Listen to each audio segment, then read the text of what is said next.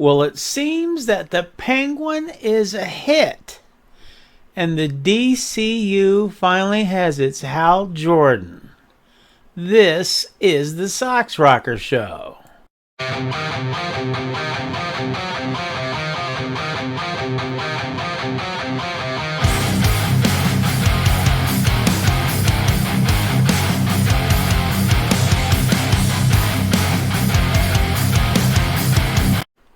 Well, if you haven't watched it yet, well, then you should.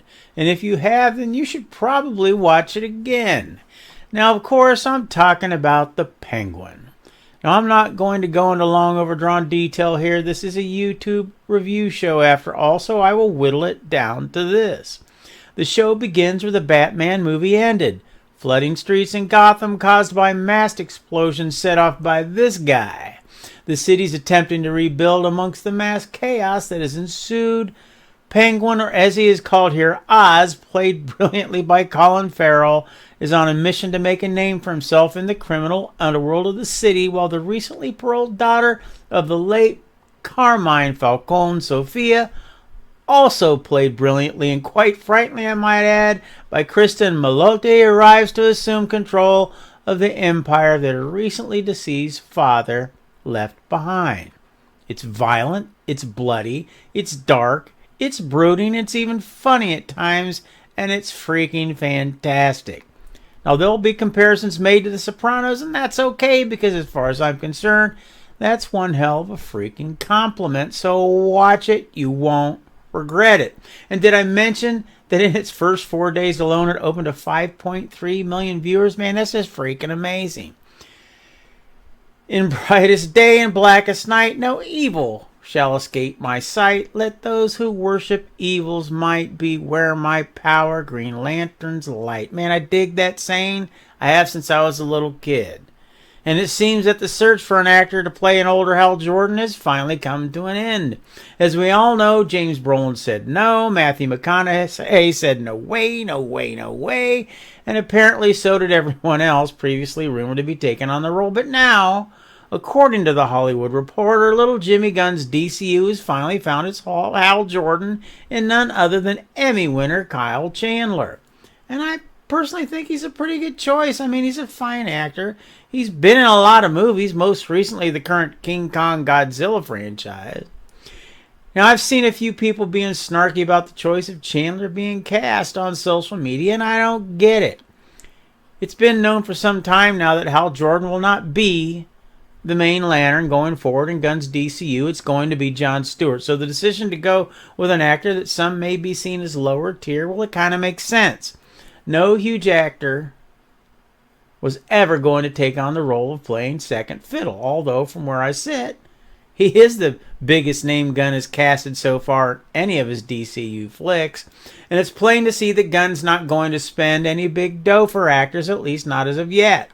Now, just in case anyone gets their undies all bunged up in their crevice, I personally don't agree with the decision to make Hal Jordan a second-level character by any means. He is the GOAT Lantern as far as I'm concerned. But as I've said here so many times before, for now at least, the DCU is little Jimmy Gunn's sandbox, and we're all on the sidelines watching him playing it.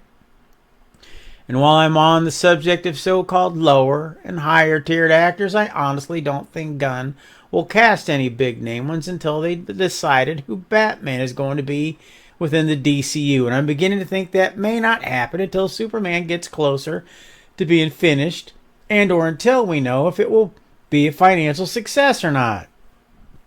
Now, I tend to think casting someone huge for Batman before they know anything certain just might overshadow that film altogether.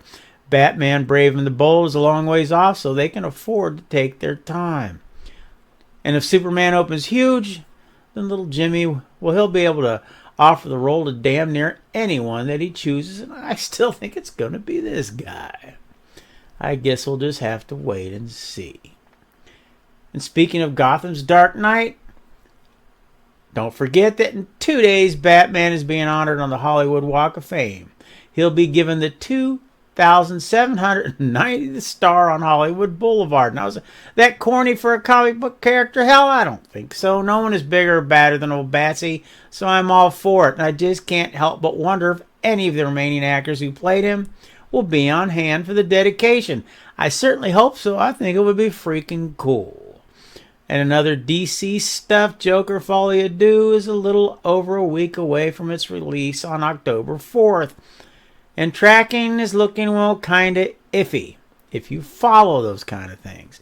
As of right now, it's tracking at right around $70 million to open, about $16 million less than Joker did upon its release. Now, will that really matter? It's hard to tell, but probably. I think the fact that it's best described as a musical may hinder it a bit, but hey, you never know until you know. You know? Well, that's it for today's show, my friend. Have you watched the premiere of The Penguin yet? And if you did, what did you think? Good, bad, blah? And how do you feel about Kyle Chandler being cast as Hal Jordan? Do you think he will pull it off? Was he a good choice? Or do you even care? And what do you think about Batman getting a star on the Hollywood Walk of Fame? Is it corny, cool, kind of bland? And finally, you're going to see the Joker Folie à Deux. Do you think the fact that it's a musical will keep you away? Feel free to leave any comments that you may have down below. And if you like today's show, even just a little bit, well, why don't you go ahead and hit that like button and subscribe so you don't miss the next one. And as always, thanks so much for stopping by. God bless and socks.